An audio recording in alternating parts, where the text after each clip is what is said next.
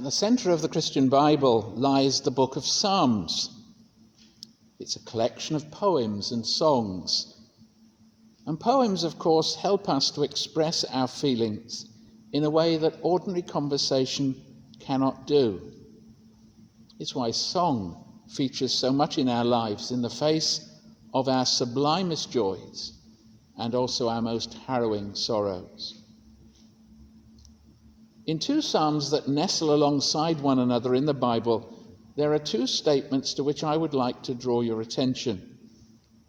The first is one with which I think many submariner can identify, one which doubtless was expressed, if not in so many words, by those facing imminent and certain death on the Truculent in the Thames and in the Lancaster at Kinloss on the 12th of January 1950.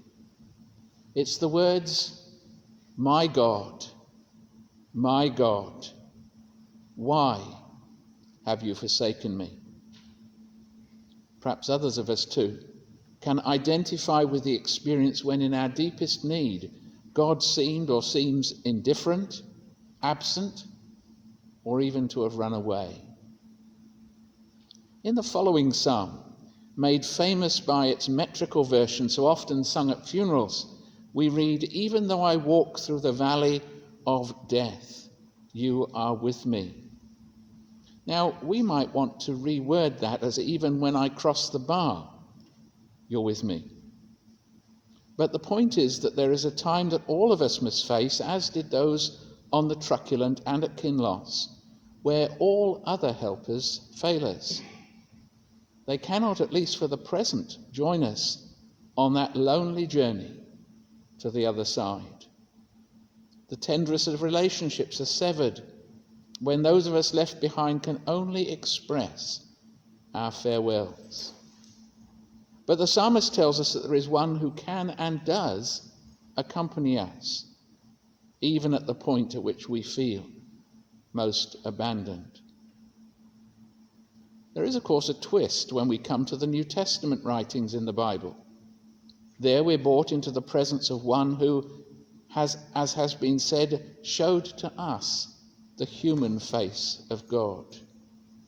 And he himself, the Son of God, takes up the words, my God, why have you forsaken me?" in the agony of his suffering on the cross.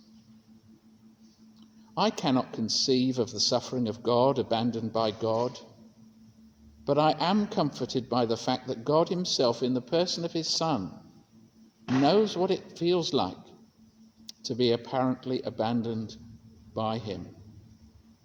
I learn then that I'm not alone in my experience. The divine heart throbs with the same pain of abandonment. Then, of course, the same New Testament writings view Jesus as the great shepherd, and he it is who accompanies his flock one by one through death to the light of eternal day. If he shares our experience of abandonment, he is also able to tenderly take us by the hand, embrace us in his arms, and take us home. I would like to think that those 69 submariners and Air Force personnel found this to be true to their own experience.